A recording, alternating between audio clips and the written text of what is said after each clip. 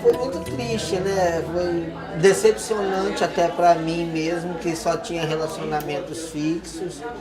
Nunca imaginaria, né, isso acontecendo. Eu nunca fui uma pessoa de sexo promíscuo, eu nunca fui. Eu tenho 47 anos, eu nunca fui de ficar pela rua, noitadas, frequentar guetos, essas coisas assim.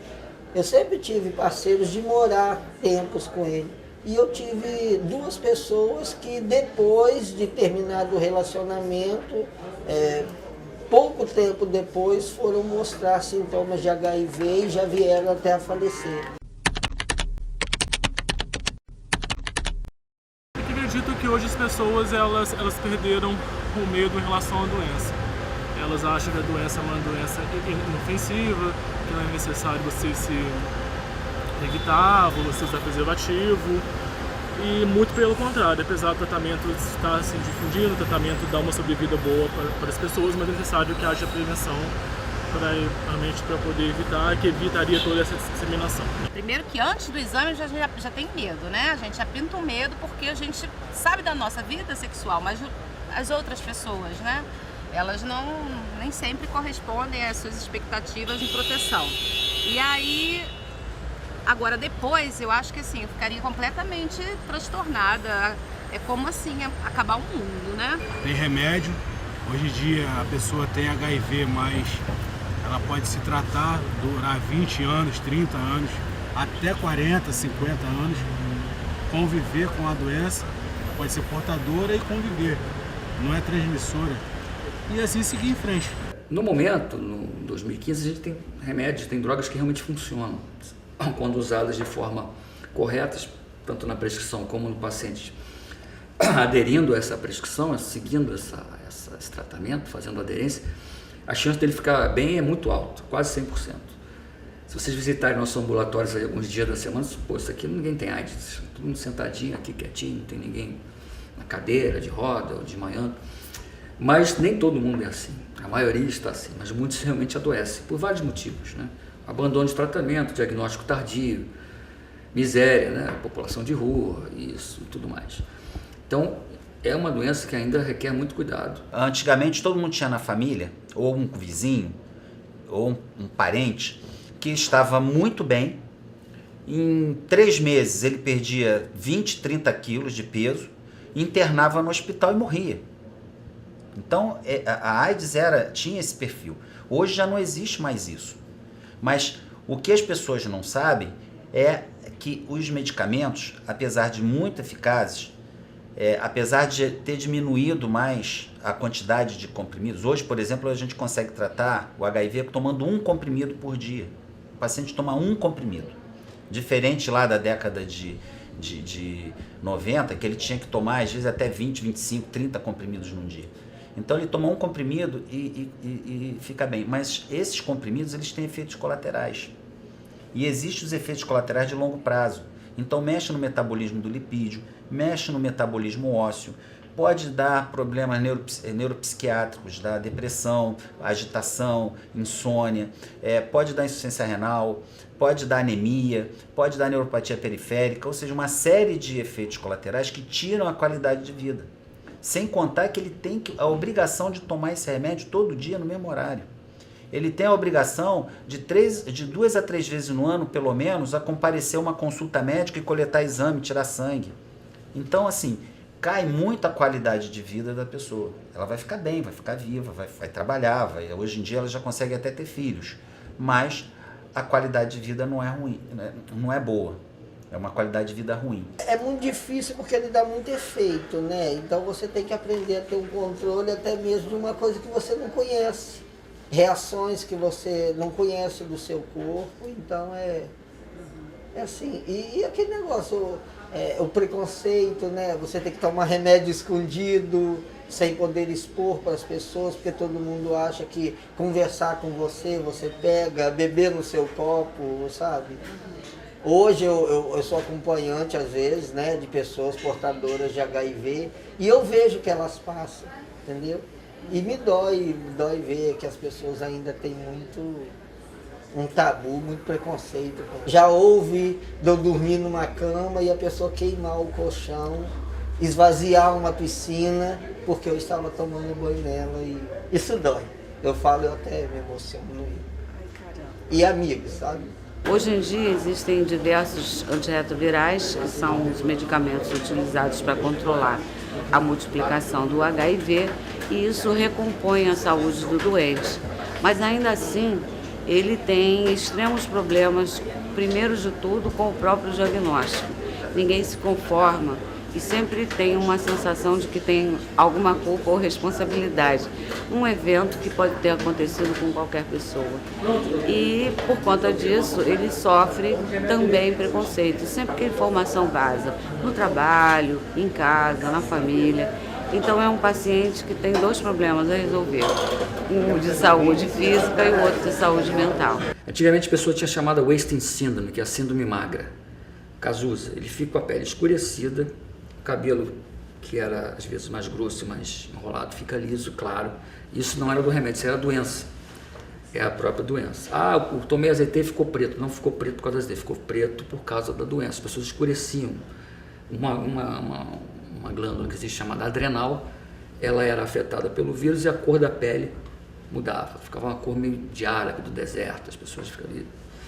Então isso não foi do remédio. Quando os remédios novos surgiram, realmente aí o aspecto é outro, é chamada lipodistrofia. A pessoa fica com o rosto fino e gorda, obesa embaixo, com o rosto fino, perde as maçãs do rosto, às vezes o pescoço fica grosso demais, é chamada lipodistrofia. Aí as pessoas falam assim, tem um ditado que eles falam assim, usar camisinha chupa bala com papel. Mas será que pensar que você pode pegar uma doença, como a AIDS, ela não deveria tirar o desejo? Mais do que a questão da camisinha? É feio falar, né? Mas a AIDS mata. Hoje mata menos, em termos de medicina individual, que a gente consegue segurar, tratar bem e tal, mas uns escapam desse controle. A AIDS mata.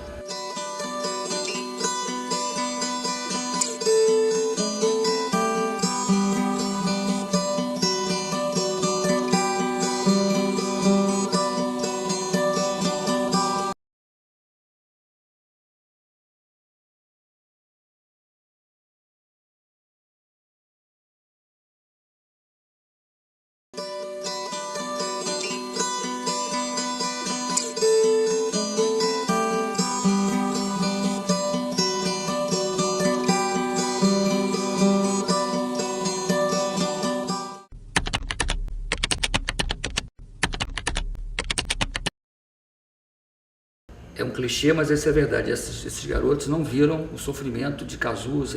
Muitos nem sabem quem é Freddie Mercury, impressionante. As pessoas não sabem quem é Cazuza, Freddie Mercury, Renato Russo e outros artistas de Hollywood, aqueles calvário que eles sofreram, se fosse hoje, estariam bem, porque não existiam remédios. As pessoas tratavam só as infecções, mas a doença inexoravelmente evoluía para a morte. Tá? Então, tem coquetel, tem uma pílula nova agora que você toma à noite, só uma. Mas não é bem assim, a AIDS continua sendo uma doença grave, crônica e, a princípio, incurável. Então não é para pegar, não é nada legal as pessoas pegarem o HIV. Mas está havendo essa questão de falta de conscientização e as campanhas são muito limitadas, né? Não falta informação hoje, não falta. A questão hoje não é informação. A questão é aquela ideia ser absorvida por você e você pôr em prática. O comportamento humano não é tão simples como de ratos. As pessoas sabem, todo mundo sabe hoje como é que se pega HIV, não é falta de informação. Tem que se conscientizar, desproteger e saber, ele sabe que não é uma doença boba, não é um resfriado, não é uma alergia, não é uma rinite. O Brasil, ele está entrando numa fase agora em que a liberdade de expressão, a liberdade de imprensa, a liberdade sexual, ela está agora numa velocidade muito grande, né? Esse liberalismo sexual.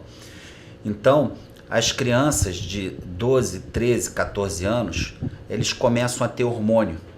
Você começa a ver a produção de testosterona, começa a ver o desejo sexual. E aí essas crianças se expõem ao HIV.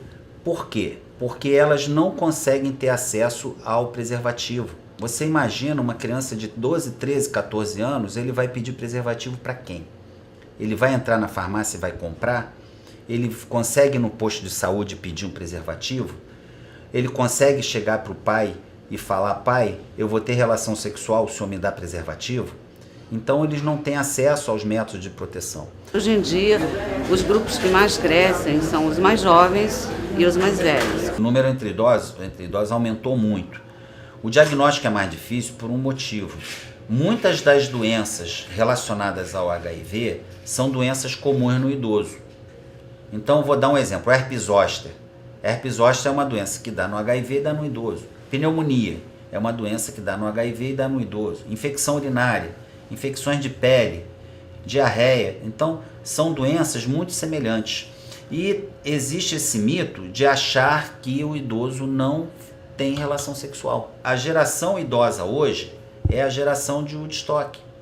Woodstock é 1969. É sexo, drogas e rock and roll. As pessoas transavam na lama. Então, o que está acontecendo? As pessoas fazem sexo, mas isso choca você dizer que o vovozinho e a vovozinha estão transando, né? Então, ninguém imagina isso e ninguém vê isso.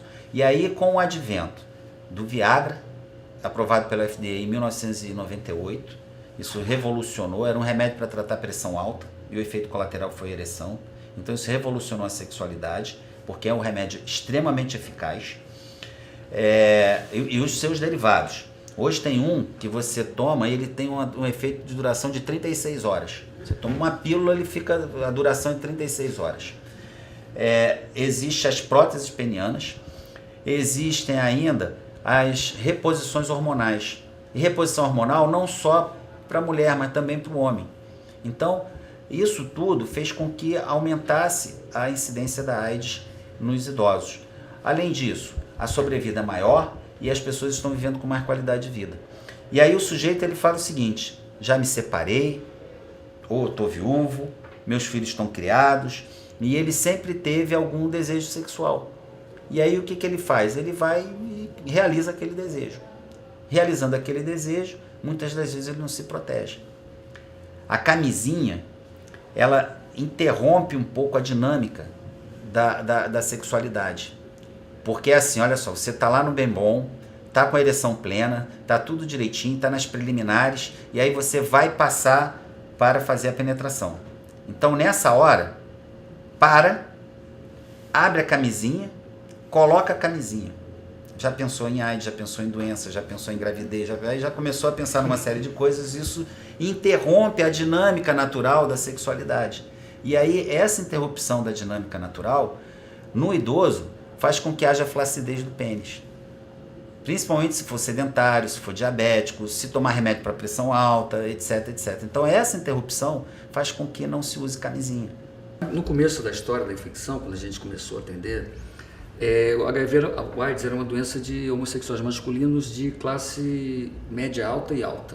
São pessoas cosmopolitas, viajavam, adquiriam vírus fora do Brasil e a população de pacientes era bem diferente. Era artista global, eram críticos de cinema, eram cineastas e por aí vai, estilistas.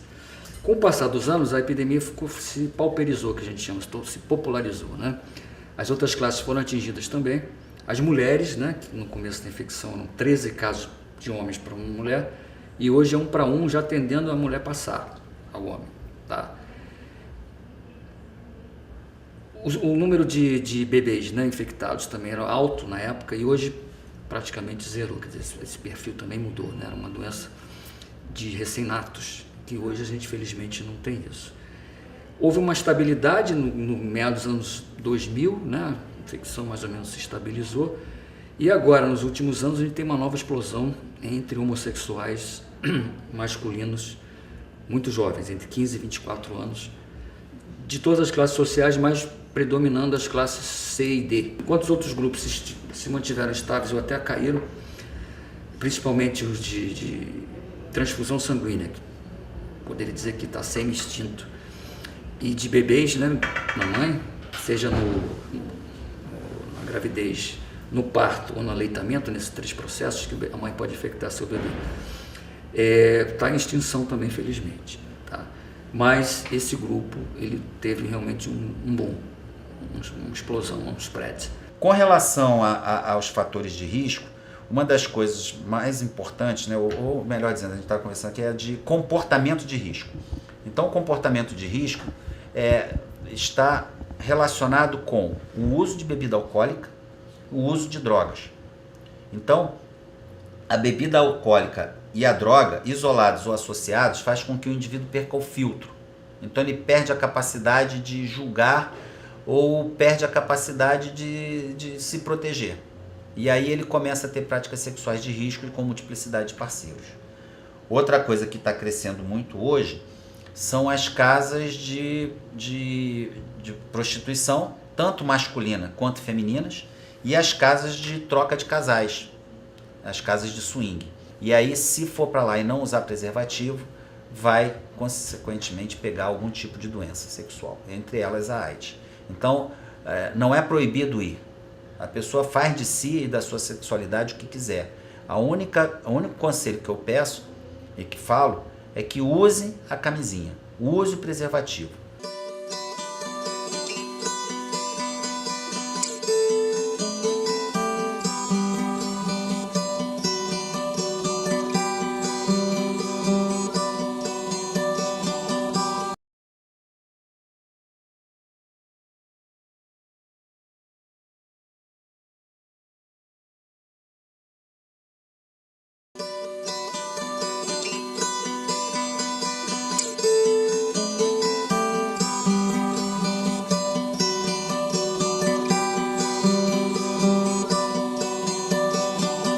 Ainda hoje, que eu tenho dúvida, que eu tenho sim contágio, porque nós vemos pessoas da área de saúde, dentistas e até próprios enfermeiros e tal, se contaminarem acidentalmente.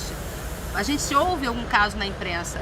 Eu tenho dúvida se isso realmente acontece ou se é boato. Realmente eu tenho muita dúvida quanto a isso, contaminação. Profilaxia pós-exposição. No caso, duas formas, né? A sexual, né? O indivíduo é alvo de violência sexual, com estupro, né? Ou outro tipo de relacionamento. Ou o sexo consensual sem preservativo, né? Sendo estupro ou não houve contato com o indivíduo possivelmente HIV. Então, esses dois casos, né? Relações sexuais sem preservativo, sejam violentas ou não, e o profissional de saúde que se fura, o enfermeiro que se fura, o médico que foi fazer uma cirurgia se cortou, o pessoal da limpeza que foi jogar o lixo se furou com uma agulha. Essas três populações devem receber essa medicação quanto antes. É disponível na rede pública, sim. A indicação de fazer o teste é em todas as pessoas que tiveram relação sexual sem preservativo. Então, teve relação sexual, não usou preservativo, é uma indicação formal fazer o teste do HIV. Outra questão é para o exame pré-nupcial. Então, toda mulher ela deveria exigir dos seus parceiros o teste do HIV antes das relações sexuais e vice-versa.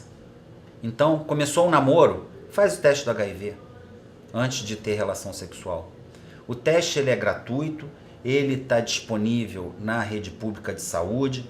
O teste rápido hoje não demora mais do que 20 minutos para ficar pronto o resultado. É um teste muito confiável e traz a segurança para a pessoa. Um outro problema é a questão das mulheres casadas, porque a quantidade de homens bissexuais também está aumentando muito. Então, e outra coisa também é a promiscuidade sexual. Quer dizer, não só o homem bissexual, mas também a mulher que tem múltiplos parceiros. Então, o resultado disso é que não usam camisinha, principalmente se houver drogas e álcool no sistema. Então, bebem, usam drogas e aí perde o filtro e começa a ter relação sexual de risco. E aí acabam se contaminando. O CTA ele utiliza o teste rápido, tanto para a detecção do HIV, como também trabalhamos com a detecção da sífilis e das hepatites virais B e C. Hoje o teste rápido tem a mesma confiabilidade do exame laboratorial. Existe uma perspectiva do teste de HIV ser vendido na farmácia, mas no momento ainda não está sendo vendido. Mas ele pode ser realizado em qualquer unidade de saúde, unidade básica de saúde, ou nos CTAs do Rio de Janeiro. Gratuitamente e sem a necessidade de passar por um médico para solicitar o exame. Na verdade, o teste de HIV ou das hepatites virais e da sífilis, ele é composto de 3 momentos. Um momento pré-teste, que a gente chama de aconselhamento pré-teste, onde a gente explica para a pessoa o que é o teste, como é, o que ela vai fazer, como é feito o teste, explica das possibilidades, ela passa a realizar o teste e após disso ela vem para um momento pós-teste, a gente chama de aconselhamento pós-teste, onde a gente entrega esse resultado. O maior desafio, na verdade, para o nosso centro de testagem é dar um resultado reativo para uma pessoa que não espera esse diagnóstico. Isso é bastante difícil, mas nós somos treinados para isso, somos treinados em aconselhamento para fazer esse tipo de abordagem e fazer com que a pessoa possa sair dali tranquila e bem encaminhada e que ela saia dali já orientada com a conduta que ela vai ter que tomar dali para frente. A gestante é obrigatório fazer o teste do HIV no pré-natal. Então elas fazem, mas é feito no início e tem que fazer também no final da gestação, porque às vezes elas se contaminam durante a gravidez. E o que acontece? Uma vez que esse exame deu positivo, a mãe ela tem que tomar o coquetel. Então ela toma os medicamentos durante a gestação, ela depois vai sofrer uma cesariana, ela vai sofrer o parto transvaginal, pode acontecer se a carga viral estiver baixa e houver condições para que haja o parto transvaginal normal. Essa mãe não vai poder amamentar, é proibido a amamentação, a mãe, se não passa pelo leite o vírus, e essa mãe vai ter que dar um xaropinho de AZT e Bactrim para essa criança, até 6 semanas de vida. Então, você tomando essas medidas, o Brasil teve um impacto violentíssimo na redução da transmissão da AIDS pediátrica. A AIDS pediátrica ela é muito grave, porque a criança tem um órgão chamado timo, onde esses linfócitos estão se formando. E é um órgão muito ativo. Então o HIV destrói o timo.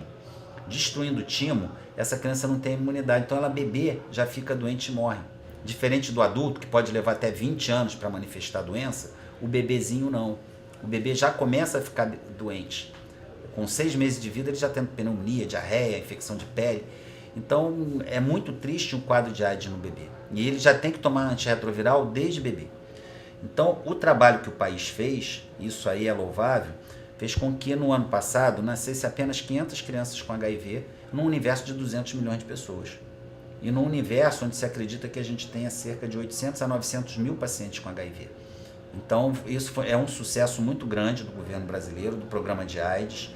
Houve essa redução significativa da AIDS pediátrica. Agora, por que às vezes nascem essas crianças? Porque a mãe não fez o pré-natal.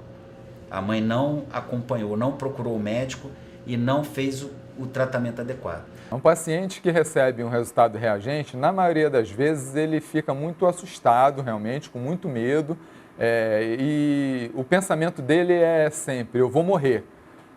E a gente aí tem que explicar para ele que não é assim, que ele tem, que já existem medicamentos e que os medicamentos são eficientes e que a sobrevida é grande, desde que ele cumpra o tratamento. Meu negócio é conseguir resolver minha vida, estabilizar, né, minha vida financeira e continuar na luta e seguir em frente, porque eu aprendi a me amar muito mais.